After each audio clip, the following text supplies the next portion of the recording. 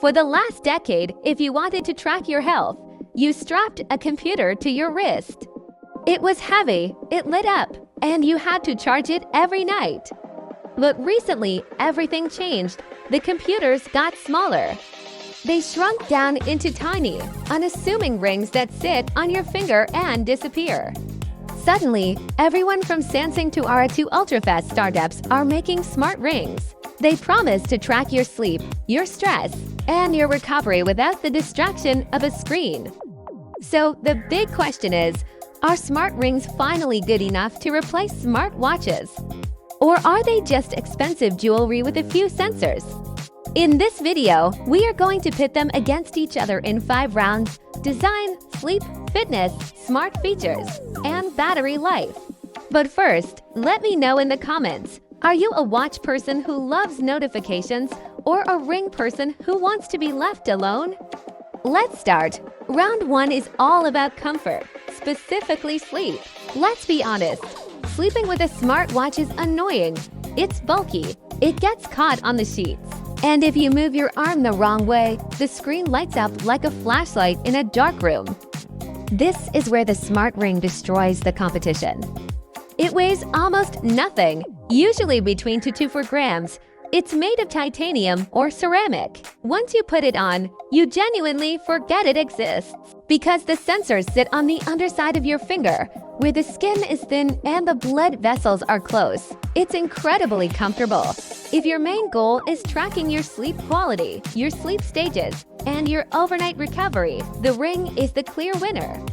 But wait, we don't just sleep, we move. Round 2 is the gym test. This is where the smartwatch strikes back hard. Imagine you are out for a run. You want to know your pace, your heart rate, and how many miles you've gone with a watch. You glance at your wrist. Done. With a ring, you can't. You have to pull your phone out of your pocket, unlock it, and open an app. Smart rings are passive trackers. They are great at recording data to look at later, but they are terrible at giving you real-time feedback during the workout. Also, we have to talk about GPS. Smart watches have built-in GPS. You can leave your phone at home and still track your route. Smart rings do not have GPS. They rely on your phone. If you leave your phone behind, the ring has no idea where you are. If you are a serious athlete, the watch is still king. Round 3. Who has better data? You might think the bigger device, the watch, is more accurate, but it's not that simple. The finger is actually a better place to measure heart rate than the wrist. The arteries in your finger are closer to the surface. This means smart rings are often surprisingly accurate for heart rate variability, HRV, and blood oxygen levels. However, watches have more room for more sensors. Most high-end watches now have ECG for heart rhythm, temperature sensors, and even blood pressure monitoring in some regions. The ring is fantastic for trends. It tells you if you are generally recovering well or getting sick.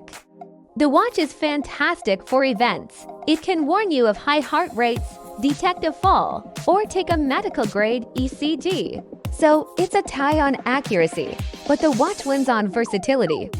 Round 4 is where the philosophy splits. Do you want a helper, or do you want a silent observer? A smartwatch is an extension of your phone. You get texts, emails, calls. You can use Apple Pay or Google Wallet. You can control your music. You can even talk to Siri or Google Assistant. A smart ring does none of that. It doesn't vibrate when you get a text. You can't pay for coffee with it. You can't skip songs. But for many people, that is a feature, not a bug. We are drowning in notifications.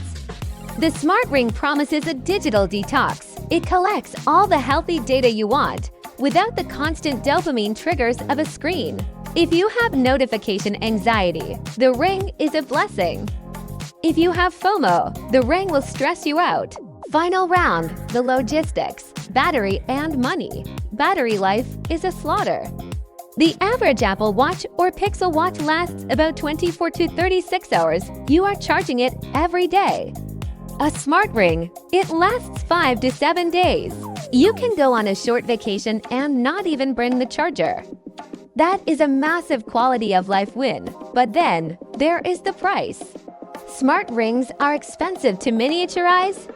You are paying $300 to $400 for a tiny piece of metal. And there is a hidden trap: subscriptions. The market leader, Oura, charges a monthly subscription fee to see your own data. If you stop paying, the ring becomes useless. Samsung and Apple watches generally don't charge for the app data. So, while the ring saves you battery charging time, it might cost you more money in the long run. So, which one should you buy? Buy a smartwatch if you are a runner, a gym goer, or someone who wants to leave their phone behind. If you want smart features like payments and texts, the watch is the only choice. Buy a smart ring if you hate wearing things on your wrist.